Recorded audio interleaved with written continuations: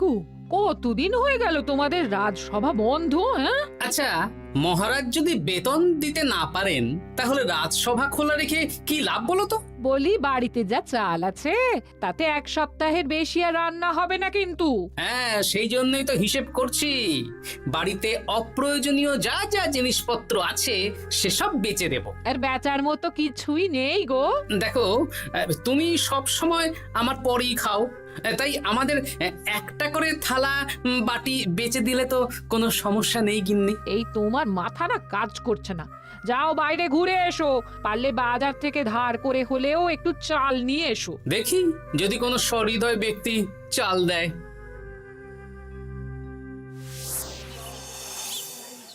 না গোপাল দাদা, বাজারের অবস্থা খুব খারাপ, আর আমি ধারে বিক্রি করছি না। আহা, আরে আমি কোনোদিন তোমার একানাও বাকি রেখেছি বলো? আমি বুঝতে পারছি গোপাল দাদা, কিন্তু আমিও নিরুপায়। গত মাসের বেতন এখনো পাইনি। মহারাজ অনির্দিষ্ট কালের জন্য রাজসভা বন্ধ রেখেছেন। বিশ্বাস করো, বিশ্বাস করো, বেতন পেলেই তোমার ধার আমি মিটিয়ে দেব। এই সপ্তাহ খানেক আগে একই কথা বলে সেনাপতি ধারে 25 কেজি চাল নিয়ে গেছেন। এখন ওনার কোনোই পাত্তা নেই। কি যে করি, কাছের বন্ধু বলতে বিজ্ঞানী আর সভাকবি। দেখি ওদের বাড়িতে একবার ঢুঁ মেরে।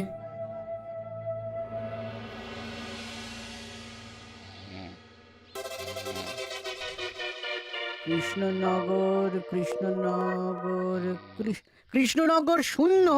হ্যাঁ, এবারে একটা মোহরও নেই। জাহাপানা সর্বনাশ হয়ে গেছে। কি হলো? পালে বাঘ পড়েছে নাকি? এই ঘুমের 12টা বাজিয়ে দিলে। জাহাপানা, এবারে কৃষ্ণনগর থেকে একটা মোহরও খাজনা আসেনি। হ্যাঁ, বলো কি? 1 মাস আগে বাৎসরিক খাজনা দেওয়ার শেষ দিন ছিল, কিন্তু এখনো একটা মোহরও খাজনা আসেনি। না জাহাপানা। পড়েছে এই বেগমের জন্য হীরের হার, হীরের কানের দুল, হীরের নাকছাবি বানাতে দিয়েছি। উজির, যা হোক করে কৃষ্ণনগর থেকে আমার খাজনা চাই চাই। তাহলে তো কৃষ্ণচন্দ্রকেই তলব করতে হবে। যা করার করো। বাবা, এই সময় তোমার শখ হয়েছে ময়না পোষা? আরে না না, আমি পুষিনি। একটা পশ্চিমের গ্রামে কদিন আগে ঘুরতে গিয়েছিলাম। আচ্ছা, ওখান থেকে নিয়ে এসেছো? না, তাও আনিনি, ছোলা খেতে দিয়েছিলাম। দেখি তারপর আমার পিছনে পিছনে উড়ে উড়ে চলে এসেছে। বাহ বাহ বাহ, এ তো ভালো কথা। বিয়ে তো করলে না, তাও একটা সঙ্গী জুটেছে। এ যে সে পাখি নয় গোপাল, এ ময়না কথা বলে, দেখবে। এই ময়না, বলো তো গোপাল এসেছে। আরে বাস, বলো তো গোপালের ভুঁড়ি আছে আমার নেই। বেশ বেশ বেশ। এ ভোরবেলা আমার কাছে আসে, সারাদিন আমার কাছে থাকে, আবার সন্ধে হলেই নিজের বাসায় নিজে নিজেই ফিরে যায়। বুদ্ধিমান পাখি। ওই গ্রামে শাখে শাখে ঝাঁকে ঝাঁকে ময়না। বেশ, বুঝলাম। তা বিজ্ঞানী, তোমার কাছে আমি আসলে একটা দরকারে এসেছি। বলো কি দরকার? আসলে ওই টানাটানির সংসার চলছে, বুঝলে।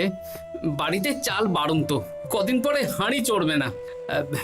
তুমি কিছু পয়সা ধার দিতে পারবে? আরে এমন করে বলছো কেন?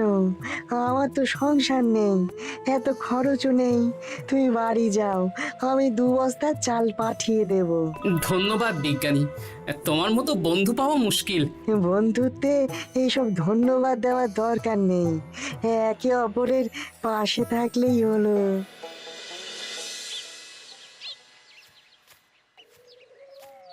এ কি গো, খালি হাতে ঢুকছো যে? বিজ্ঞানী আমাদের 2 বস্তা চাল পাঠাবে, তাই কিছুটা হলেও চিন্তা কমলো, বুঝলে। ওমা, এই তো সারা বাজার ঘুরে তো ধারে চাল পেলাম না, অগত্যা বিজ্ঞানীর বাড়ি গেলাম। উনি সত্যি তোমার বন্ধু? হ্যাঁ, হ্যাঁ গিন্নি, জানি না কতদিন আমাদের রাজসভার সমস্যাটা চলবে। দেখি অন্য কোনো কাজে লাগতে হবে, বুঝলে। এই দেখো দেখো, যা করার তাড়াতাড়ি করো, এভাবে তো আর চলতে পারে না গো। কি নবাব বাহাদুর আমাকে ডাকছেন? হ্যাঁ, জাহাপনা আপনার উপরে রেগে আছেন।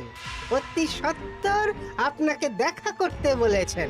এবারে চাষাবাদের মন্দার কারণে রাজস্ব আদায় তেমন ভালো হয়নি, তাই খাজনা পাঠাতে পারিনি। আর কিছুদিন অপেক্ষা করতে বলুন, আমি ঠিক খাজনা পাঠিয়ে দেব।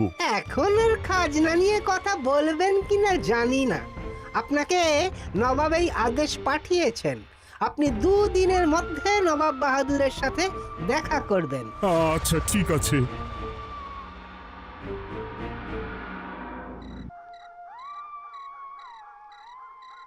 মহারাজ, এই বিপদের সময়ে আপনাকে একমাত্র একজনই সাহায্য করতে পারে, আর সে হলো গোপাল।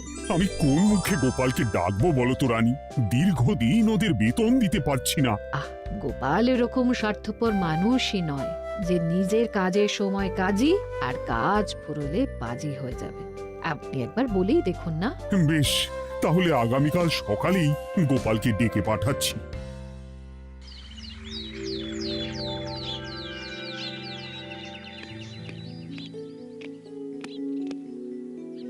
আসতে পারি মহারাজ? হ্যাঁ গোপাল, এসো এসো। মহারাজ আমাকে হঠাৎ ডেকে পাঠালেন যে? শোনো, নবাব বাহাদুর বলেছেন ওখানে যেতে হবে, কারণ এবারে কৃষ্ণনগর থেকে কোনো খাজনা পৌঁছয়নি। মহারাজ, আপনি গেলেও বিপদ, না গেলেও বিপদ। হ্যাঁ, সেটাই তো আমাকে সবচেয়ে বেশি ভাবাচ্ছে, কিন্তু না গেলেই যে নয়। তাহলে এক কাজ করি মহারাজ, আমিও বরং আপনার সাথে যাই। যা বিপদ আসবে একসাথে লড়বো। ও গোপাল, তুমি যেন আমার বুক থেকে পাথর নামিয়ে দিলে। তোমাকে যে কি বলে ধন্যবাদ জানাবো। তাহলে কখন বেরোবেন বলুন? আজকে সন্ধ্যের দিকে বেরিয়ে পড়বো, তাহলে কাল সকাল সকাল মুর্শিদাবাদ পৌঁছে যাব। কতদিন থাকতে হবে তো কিছুই জানি না, তাহলে ওই 3-4টে জামা কাপড় ধুতি নিয়ে নেব, কি বলেন? হ্যাঁ হ্যাঁ, তাই নিও। সন্ধ্যেবেলা রাজবাড়িতে এসো, একসাথেই বেরিয়ে পড়বো। আচ্ছা মহারাজ।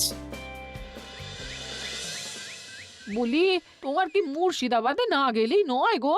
আমাকে তো যেতেই হবে গিন্নি। জানি নবাব বাহাদুর কিভাবে ছক করে কল করে, তুমি সাবধানে থেকো গো। দেখো, আমি যখন যাচ্ছি তখন নবাব বাহাদুরকে এবার সাবধানে থাকতে হবে। হ্যাঁ, ঠিক আছে, মাথা ঠান্ডা রাখবে, বেশি ওস্তাদি করতে যাবে না। এমনিতেই আমাদের অবস্থা এখন ভালো নয়। আরে তুমি অতিরিক্ত চিন্তা করো না তো গিন্নি। জাহাপনা, গয়নাগুলো কবে আসবে? এখনো 2-3 দিন সময় লাগবে বেগম। এত সময় লাগছে কেন জাহাপনা?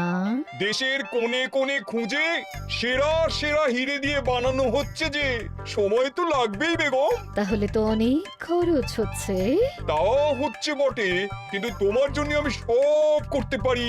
আমাদের মুর্শিদাবাদের হীরালালের হাতের কাজ দেশের সেরা। আপনি সত্যি আমাকে ভালোবাসেন, আমার জন্য এত খরচ করে গয়না বানিয়ে দিচ্ছেন। তুমি খরচ নিয়ে এত চিন্তা করো না। কৃষ্ণনগর থেকে এই বছর ভালো খাজনা প্রাপ্য ছিল, কিন্তু এখনো একটা কানাকড়িও আসেনি। তাহলে আপনার গয়না বানাতে যা খরচ হবে সব আপনার সিন্ধুক থেকে দিয়ে দেবেন? না না না, কৃষ্ণনগর থেকেই আদায় করব, ওকে তলব করেছি। আচ্ছা। সহিস, গাড়ি ছাড়ো। যথাজ্ঞা মহারাজ।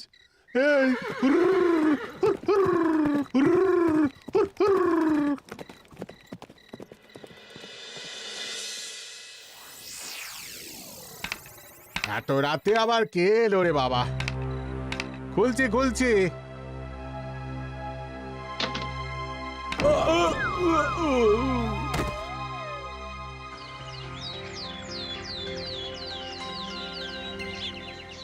সর্বনাশ হয়ে গেছে জাহাপনা। কি হয়েছে হীরালাল?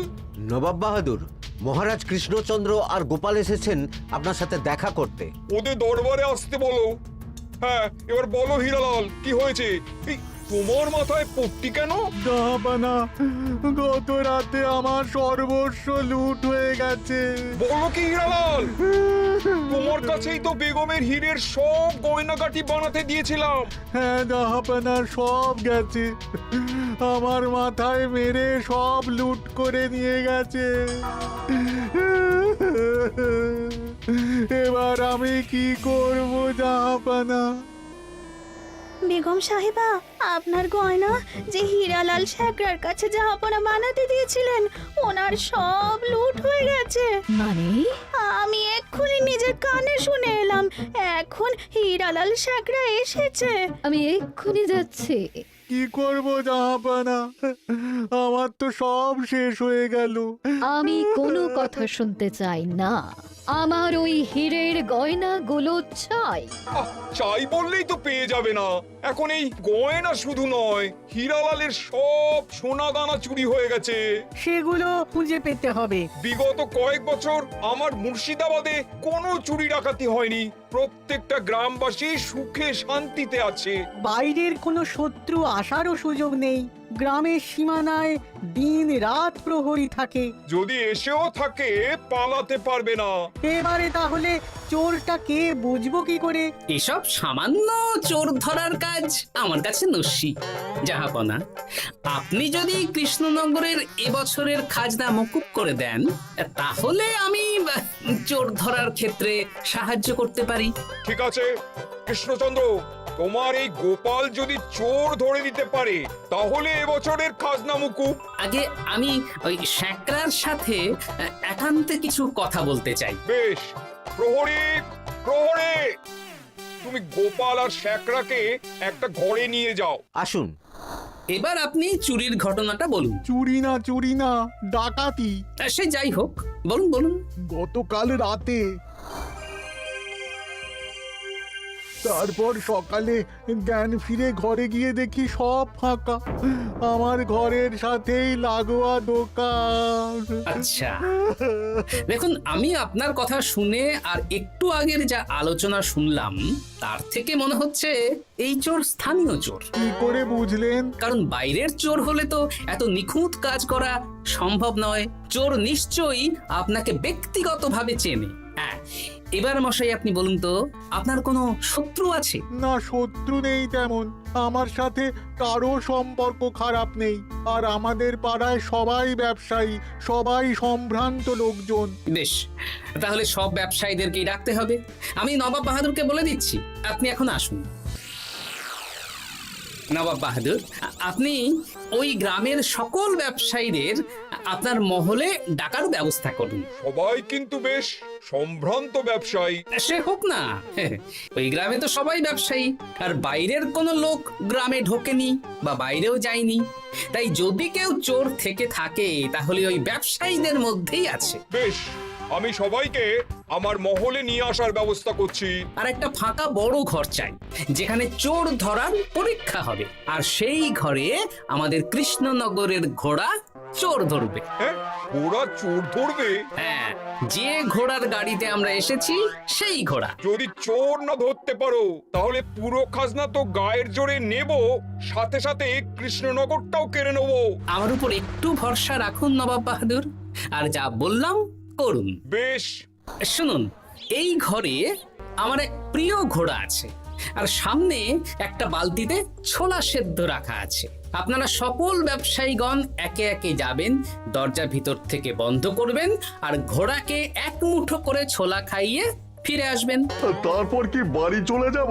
না, সবার ছোলা খাওয়ানো হয়ে গেলে আমি ঘোড়ার কাছে যাব, আর ঘোড়া কানে কানে আমাকে বলে দেবে কে চোর। তাহলে আর দেরি কেন, সবাই একে একে যাও।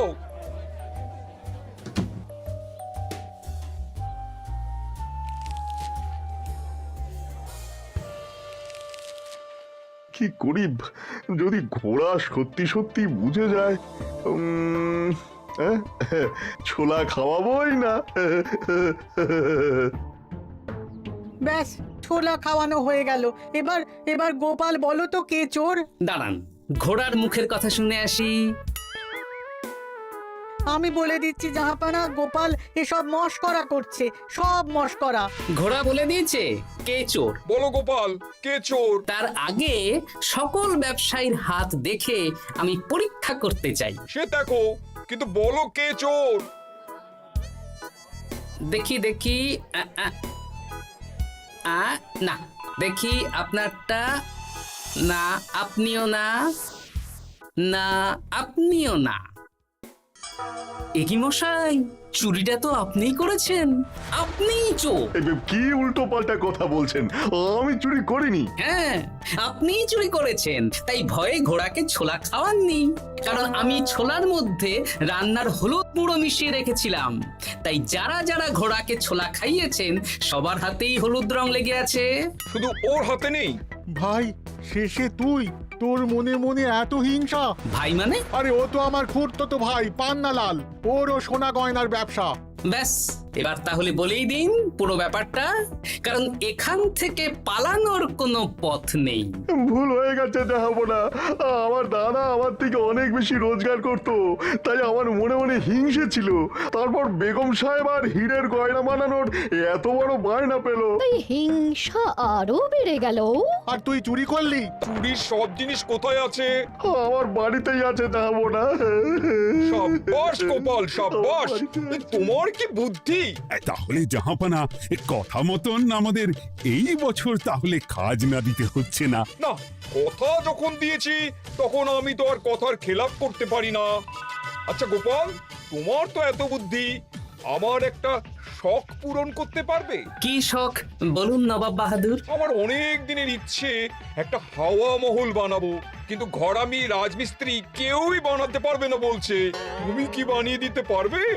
আগে পারবো জাহাপনা, কিন্তু তার বদলে আমি কি পাবো? আগামী 5 বছর কৃষ্ণনগরের খাজনা মুকুব, আর তোমাকে আমি 100 মোহর উপহার দেবো। বেশ, তাহলে আপনি আমাকে দিন 7 সময় দিন, আর 7 দিন পরে আমার বাড়ির সামনে চলে আসুন। হাওয়া মহল বানিয়ে রাখবো, আপনি নিয়ে যাবেন। বেশ, তাহলে 7 দিন পরে কৃষ্ণনগরে দেখা হচ্ছে। যদি না বানাতে পারো তাহলে কিন্তু আগামী 5 বছর কৃষ্ণনগরকে দ্বিগুণ খাজনা দিতে হবে, এই আমি বলে দিলাম। বেশ, রাজি।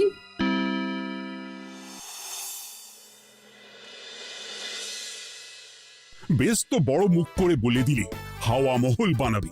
রাজি রাজি। এবার যদি না বানাতে পারো, সব তো উল্টে যাবে। আপনি চিন্তা করবেন না মহারাজ, নবাব বাহাদুর আমাকে প্যাঁচে ফেলতে চেয়েছেন, তাই আমিও ওনাকে ঘোর প্যাঁচ দেব।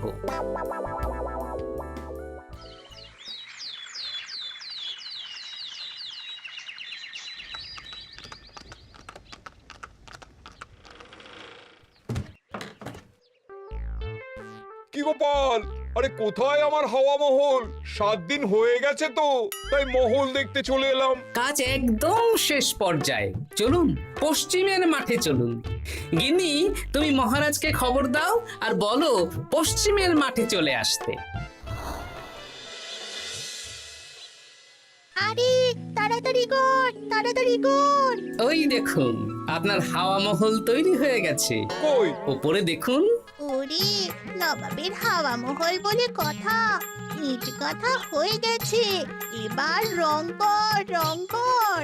হাওয়া মহল রং করছি তো, এত তাড়া দিস না। আরে তাড়াতাড়ি কর, তাড়াতাড়ি কর। আরে এসব আবার কি? ময়না পাখি হাওয়া মহল তৈরি করছে? হ্যাঁ, হাওয়া মহল তো, তাই হাওয়াতেই তৈরি হচ্ছে। হাওয়া তো আর চোখে দেখা যায় না, আমি তৈরি করিয়ে দিয়েছি। এবার জাহাপানা আপনি নিয়ে যান। হয়ে গেল, এবারেও গোপাল দাও মেরে দিল। মানে আমি কি করে? সে তো জানি না জাহাপনা, আপনি বলেছিলেন হাওয়া মহল বানিয়ে দিতে হবে, আর আমি আপনার আবদার পূরণ করেছি। এখন আগামী 5 বছর আমরা খাজনা মুক্ত। সাব্বাস গোপাল। ওরে, রংটা ভালো করে কর, ভালো করে কর।